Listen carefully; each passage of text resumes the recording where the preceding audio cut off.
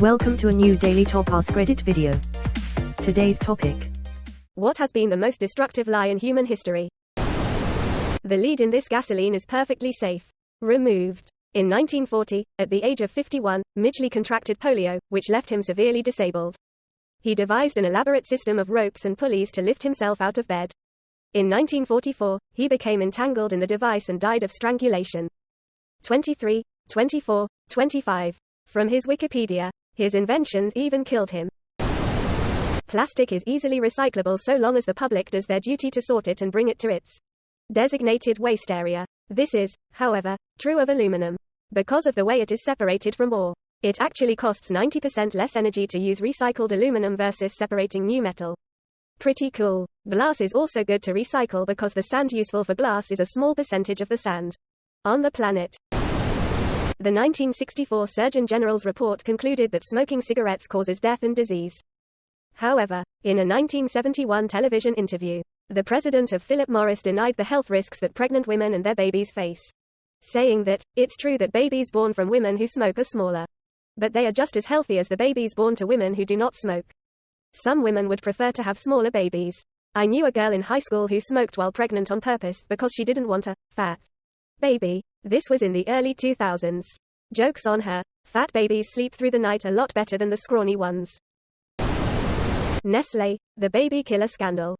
They deliberately lied to mothers in developing countries to sell their baby formula, telling them that their own milk was nutritionally insufficient and their babies would be unhealthy if they continued to breastfeed them. The result of this marketing campaign was approximately 66,000 infant mortalities. Source: https://www.nber.org/papers/w24452. In addition to that, I remember reading that Nestlé actually gave away free formula to the new mothers long enough that they wouldn't be able to switch to breastfeeding. They went way beyond that.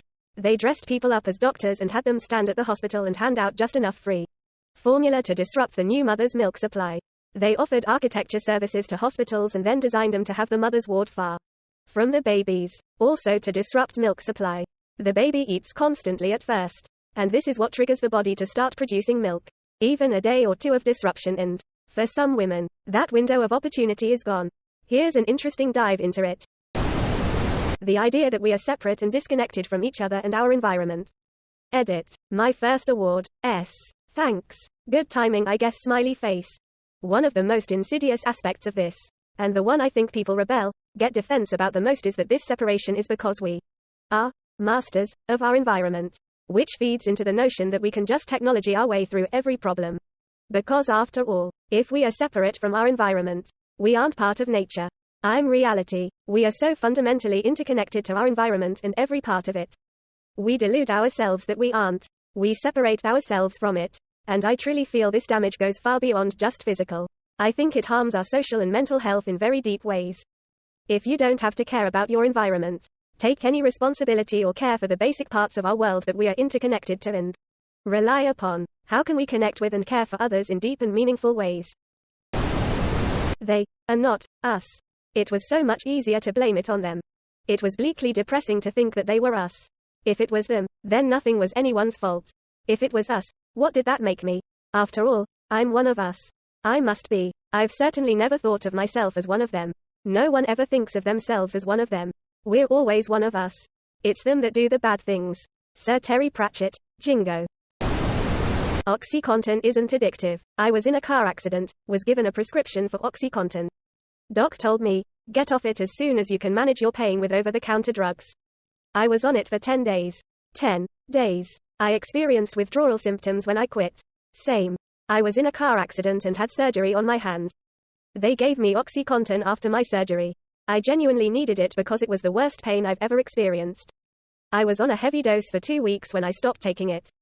I had withdrawal symptoms. The first day was at my grandmother's funeral.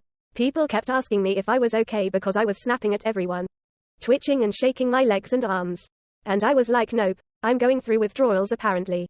I watched Dopesick. The Sackler family is pure evil and largely created the opioid crisis solely for profit. Sugar isn't the problem. It's fats. Let's make everything fat-free and just triple the sugar content. Yeah, this one gets me pretty upset. Just a straight-up lie. And it's alive and well today. People that were totally lied to by the sugar industry back in the day grew up unhealthy and now they're passing the lie on to their kids. Woman facepalming. A specific historical example. In 1843, a man called Hong Shuken claimed to be the younger brother of Jesus. This led to him starting the Taiping Rebellion, which caused the deaths of between 20 million and 70 million people. Then again, he probably believed it, so it might not count as a lie. Chinese history is fucking wild. The shit that happens always ends up getting 10 million plus people killed. It's how you get incredibly gruesome massacres like the Sichuan massacre. Considering size and population density, a China-wide war is basically the equivalent to a full-on European war.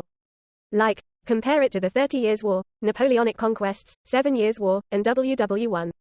It's not a lie, if you believe it. Till Hong Shuken is George Costanza.